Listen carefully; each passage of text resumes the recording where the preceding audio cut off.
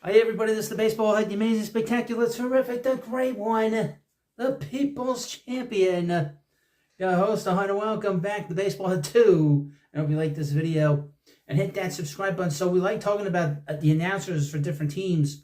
And one of our favorite topics, one of my favorite topics is the Yankee announcers. As you know, if you don't know, John Sterling, who's 99 years old, retired during the season, but he's going to come back and step on the shoes of these young announcers that have done a good job there in the Yankees. But nobody talks about how terrible it is. The only people that talked about how terrible it is that he's come back is Mike and the Mad Dog on Mad Dog's radio program on Sirius XM. But for the most part, WFN said nothing. They just think it's great. But the other big Yankee broadcasters, Michael Kay, who's one of the thin-skinned broadcasters and radio hosts currently out there today. And I guess he had a meltdown on Wednesday on his radio program complaining because he does a radio program and then he does the Yankee games. So some people will say there's a conflict of interest. One would surmise that comes as a conflict because you got to do a daily show. You're going to come in conflict with the team that you're supposedly covering on a daily basis. Well, he doesn't like this. He thinks that people have been sort of quote unquote coming at him saying that he's a shill, which is basically defending whatever the Yankees do that most people don't like. Well, I got this from Barrett Media, and I saw this on X and on Twitter. I am on X if you want to follow me at the baseball. It's not Baseball Hut. It's at the Baseball Hut. Somebody apparently has Baseball Hut on the I don't know. But anyway, he posted, I guess he said this on his radio program, and it's simulcast on Yes. So he is an employee of the Yankees as a broadcaster, and it was his radio program. But he's not a shill, okay? But he's a paid employee. He carries the message for the ball club. And there's nothing wrong with that, but don't be like acting all like sanctimonious and then attacking people. That's the funny thing about this whole thing. Again, from BarrettMedia.com. Headline, Michael Kay. I'll give critics, $10,000 to prove I'm taking orders from New York Yankees GM Brian Cashman. Okay, let's go into his social media. Not only that, but let's hack into his phone. Okay, maybe getting some kind of text from Brian. Dear Michael, say this about me. Say I'm a great person. That I sit out in the cold during Thanksgiving. Ding ding ding ding. Heart emoji. BC. If that's a that would definitely be smoking gun right there. Quote: If you, and this is what he said. I couldn't believe he said this. If you mouth-breathing lowlifes can prove that I've had interaction with Brian Cashman where he could quote unquote give me his marching orders, $10,000 when you give me the proof. Okay, let's go through your phone there, Michael. Let's hack into your computer, shall we? Really, insane. He's insane. He needs to retire, I think. Michael Kay has to constantly walk a line between opinionated sports talk show host and television play-by-play announcer for the New York Yankees. That came to a head during Wednesday's show when he torched critics of him during the Michael Kay show. Kay shared his displeasure with critics of him after he noted the Yankees could potentially have an issue in the outfield as they head into the playoffs. He questioned whether the team would prefer a player that hits well but plays defense poorly or vice versa, or on the playoff roster. Fans on social media argued that Kay already knew the answer because Yankees general manager Brian Cashman was laying the groundwork now so the fan base wouldn't be upset with the ultimate decision. Okay? It's not being a show, it's just having common sense. But Michael Kay is not okay. Michael Kay is he's nuts. So many talk show hosts are nuts. So here's my deal, he says. I'm going to make an offer that I've never made before.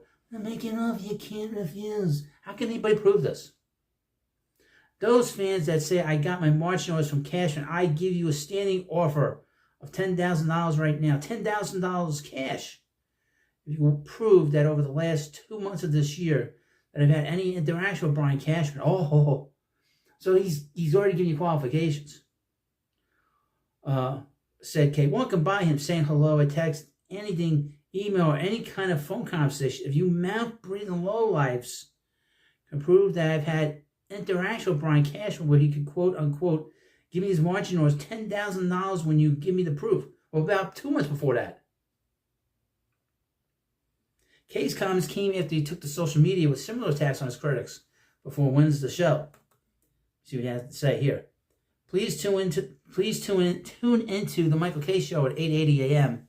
But now they're the bitch of WFN, by the way, at 3 p.m. so all those mouth breathers can hear my replies to their ridiculousness and silly accusations. Not okay, wrote. Or if they're brave enough, call and say it right to me. Say it to my face. Then I'll hear from you, but you had the invite. Can't wait.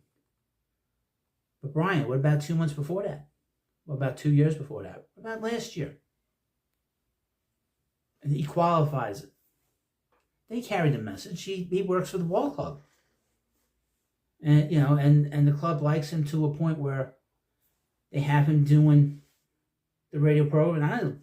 I know the Steinbrenners don't own the Yes Network, but they do give approval what the programming is. So even if they don't hire him to do the show before the games come on, they still have to prove it. And he's been with the Yankees 30 years.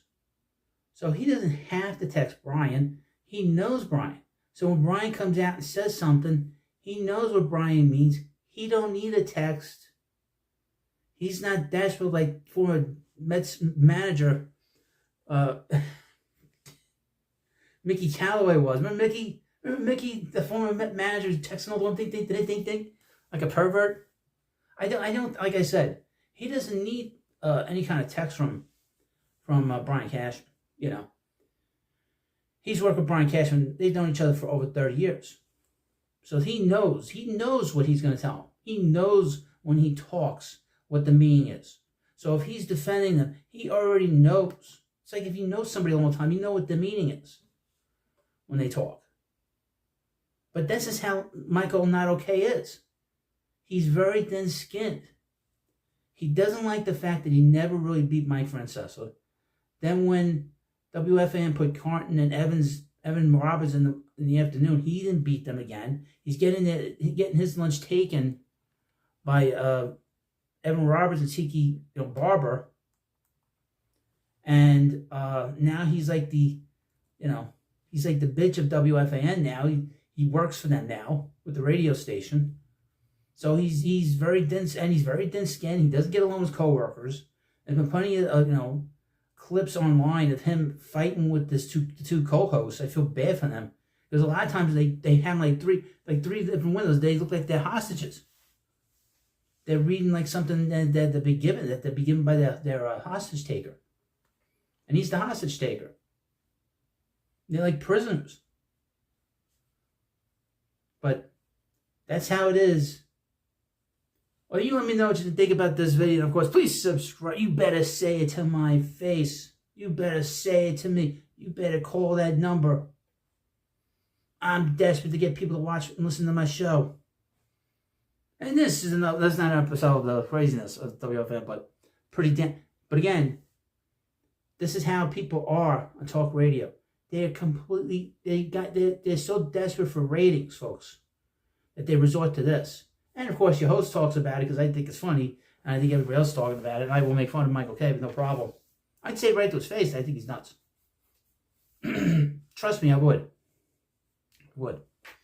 And that is another episode of the Baseball Head 2, and I'll see you later.